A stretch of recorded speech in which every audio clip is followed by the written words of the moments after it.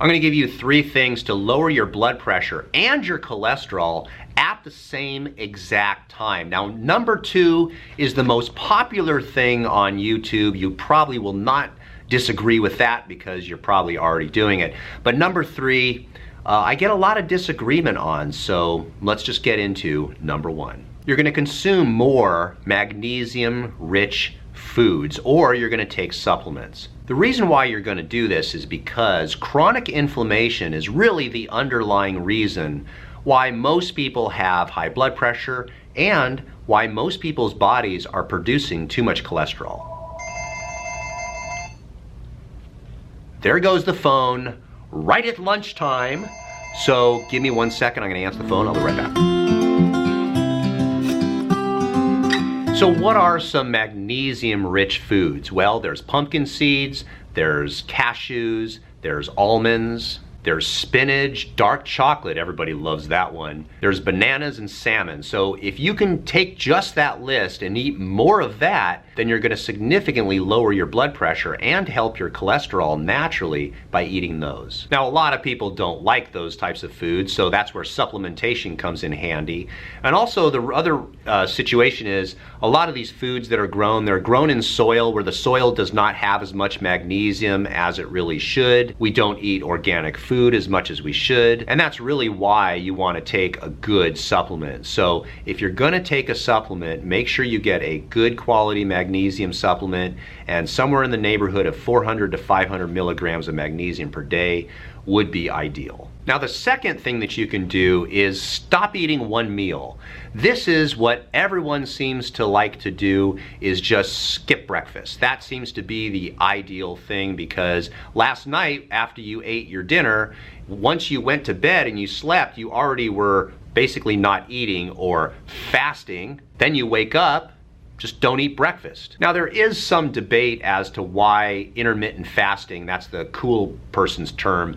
Some people call it time-restricted eating, which is a more descriptive explanation. Other people call it you're just too poor to afford 3 meals a day. But regardless of that, if you were to just skip 1 meal a day and just not eat, what's going to happen is all those calories that you were eating don't exist in your body anymore. So you're probably going to start losing weight, you're probably going to lower your blood pressure, and you're probably going to lower your cholesterol. There are some hormonal things that happen when you basically kind of starve yourself a little bit. If you haven't eaten for a long period of time, your body needs energy, and the only energy that's going to want to use is glucose. So the first thing that happens is your pancreas starts to secrete glucagon, and glucagon will go to your fat cells around your jowls and your belly and your whole body and break down fat and break it down into glucose for energy. In addition to that, if you just don't eat any carbohydrates whatsoever,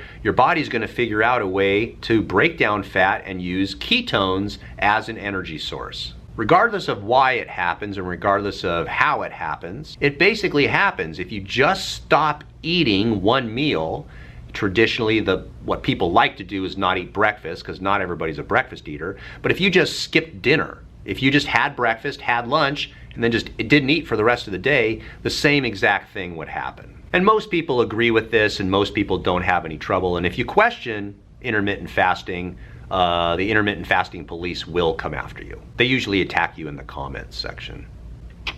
Now, the third and final thing that you can do to correct this problem is cardiovascular exercise. Then you thought intermittent fasting comments were tough. Wait until you tell people to do cardiovascular exercise. Nobody wants to do this. Everybody wants to do high intensity interval training, HIIT training. They love that term. Everybody wants to do something else other than cardiovascular exercise. But there is a benefit of cardiovascular exercise, and hear me out. Your body, when you raise your heart rate up to a certain level and maintain it for a period of time, your body will produce nitric oxide. And nitric oxide is a gas inside our blood vessels that allows our blood vessels to expand and become more pliable. And the benefit of that is your blood pressure goes down almost immediately when you stop doing the exercise, right away when you're done with the exercise. Then your body actually produces enzymes that stop the decay of that nitric oxide. So the nitric oxide has an effect much longer than just during the exercise.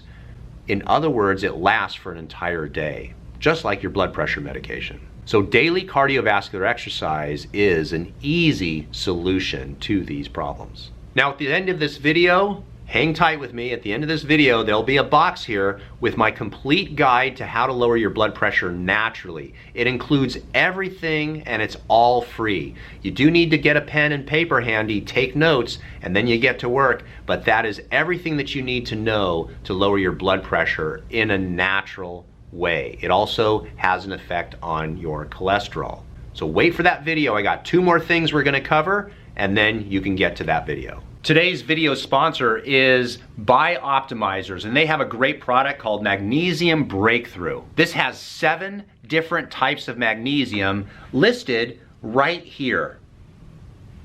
Cool. So what I do is I take 2 tablets of Magnesium Breakthrough at nighttime. It does 4 things for me personally. It supports healthy sleep, it supports healthy muscle and heart function, it supports healthy blood pressure, and it supports healthy digestive function. Over 70% of people do not get enough magnesium in their diet because they're just not eating enough food that has enough magnesium. So there's a link down in the description down below, and also there is a discount code. Make sure and use the discount code. Let them know you love me. If you have specific questions in regard to blood pressure, your own health and wellness, we actually do Zoom appointments as well as telephone appointments. We do these Zoom and telephone appointments from all around the world. So you're more than welcome to call our office, schedule an actual Zoom or telephone consultation with me.